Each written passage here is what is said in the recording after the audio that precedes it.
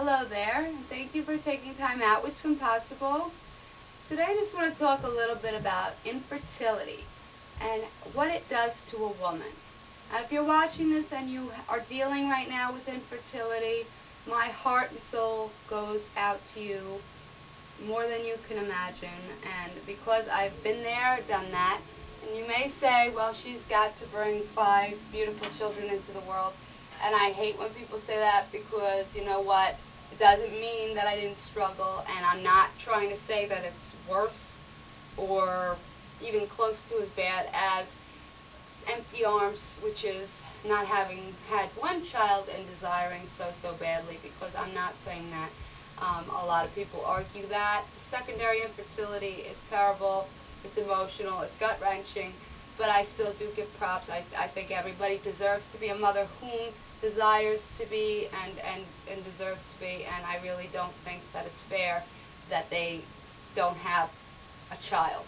And when you want to give your child a sibling and that doesn't happen, it's very painful as well. I mean, there is just no happy thing about infertility. It's a struggle, and I know the pain you feel when you see your friends having baby showers and telling you they're pregnant and you're not getting pregnant. It's extraordinarily painful.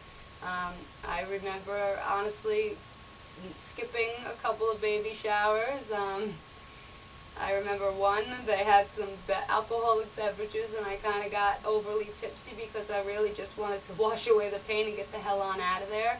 I was there just because it was my best friend. I mean, it's just a painful situation. I honestly made up that I was sick to not go to the hospital when babies were born. I mean, it's really sad. And, you know, especially like everybody around you seems to get pregnant so easily, and some don't even want to be. Like, I had friends who were falling pregnant who actually contemplated abortion or had abortions already or didn't want the child but decided, you know, they're going to do the right thing. But I mean, I really wanted a child, and I had my 2 sons when I was very young, and with the wrong, you know, whatever, and you know, you live and you learn and you grow up. But obviously there wasn't any problem back then, but when I became more of an adult and I got married and, you know, was in love and stable, we weren't getting pregnant. And so, you know, our daughter was an absolute blessing, and you know, it took us 45 months to have the twins, which still, and I can't imagine if you weren't trying and you found out you were having twins, but we were trying for so long, and to find out we were having twins, I was a total zombie. I felt like, oh my God, this is not what I was, you know, in for.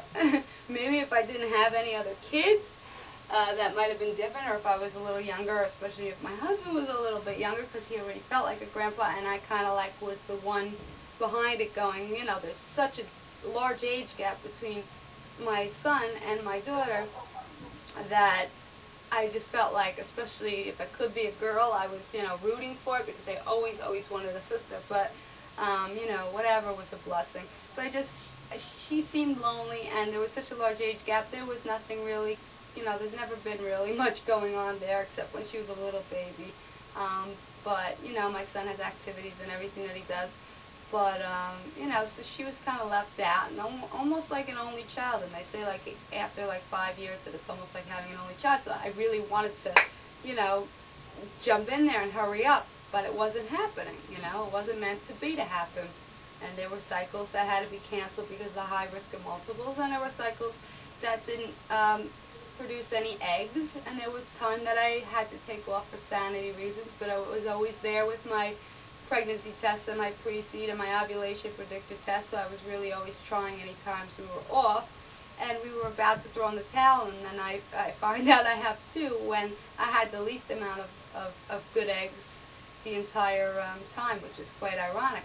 They told me it was impossible that I'd have multiples, and that I likely basically wouldn't be getting pregnant that cycle, and I was going to give it another cycle or 2, and then we were going to just say this is God's will and end it. But it's very funny how then you could be blessed with twins, and I didn't feel so blessed at first. I felt petrified, but now I look back and I say it's a blessing.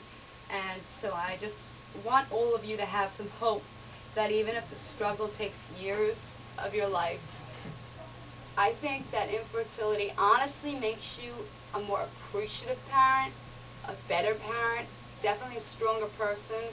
Sometimes it might not feel like it because you might be up in arms or feeling angry and blameful towards one another, but in the long haul, I think it does bring you closer as a couple. I think it does make you both better parents and a better team when you do have your child or children. And I think that, I'm not going to say it's worth it because the pain is immense, but if you can find a good support system and you have a great man standing by your side, I think you can overcome it and you will adore motherhood.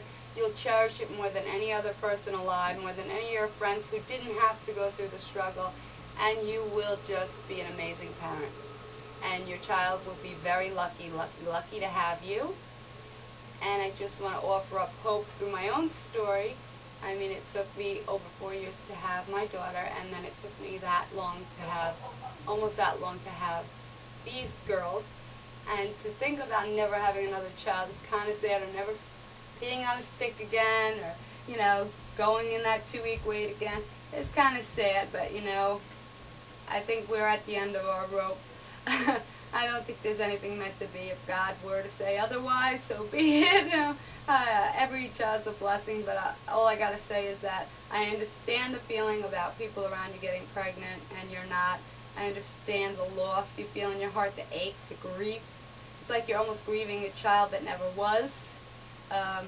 You know, and to those who've had miscarriages and losses, my heart goes out.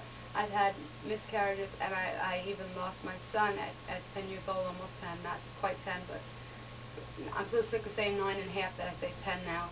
The most devastating thing in my life, and there's nothing in the world worse than losing a child, and to be in a pregnancy where you're so excited and you've told everyone, and then to lose that long, just wanted pregnancy so badly is devastating. To lose a child at any stage during the pregnancy, after the pregnancy, it tears your heart in two, and I've been through all of those things. And I just think, I don't know why God allows these things to happen. I don't think it's fair. I don't think that life is fair at all. And I don't think it's right for these children to pass away. I know that I would have gladly stepped up and taken their place, but there is a reason for everything. You have to stay strong. You have to have hope. You have to go out there and get support. There are many communities online that can offer you great support. You don't have to feel alone. It might seem like everybody else is pregnant, and all you do is see these pregnancy bumps on every woman in sight. I know it. I've been there. Okay, suddenly I don't see them so much anymore, and I'm wondering if I was just singling them out. Now all of a sudden I'm seeing twins everywhere. I think it's what you're zoned into that you're actually seeing. But the pain doesn't have to be kept within. Sometimes you can't talk to your spouse so much because you ache so badly, and he kind of doesn't know what to say to ease you, and whatever he says doesn't seem right because it's not enough. It's not enough to ease your pain and comfort you enough so you can get angry. Don't get frustrated at him. Turn to another source. If you don't have a friend who's going through it, I mean, there's 1 in 6 of us that have this. It's just not that talked about because it's very personal. You know, it's very personal.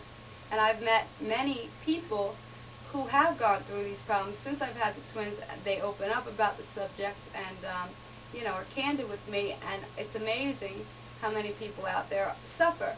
But online, you find thousands right at your doorstep here that you can make friends with, get support from, and just like really, really find strength to carry on in this journey, because it's worth it, whether it takes 5 months of trying, 12 months, or 2 years, or even if God says 6, 7, 8 years, it's worth it. The end result's wonderful, and you're going to be a fantastic parent.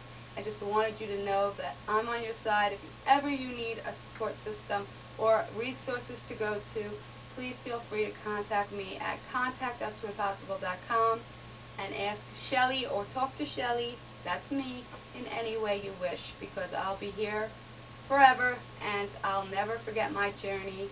Even though the outcome is beautiful, I'll never forget what it took to get here. So if you ever want to talk, feel free. I'm here. Take care, and thank you for taking time out with Twinpossible, where anything is possible if you put your mind, body, and soul into it.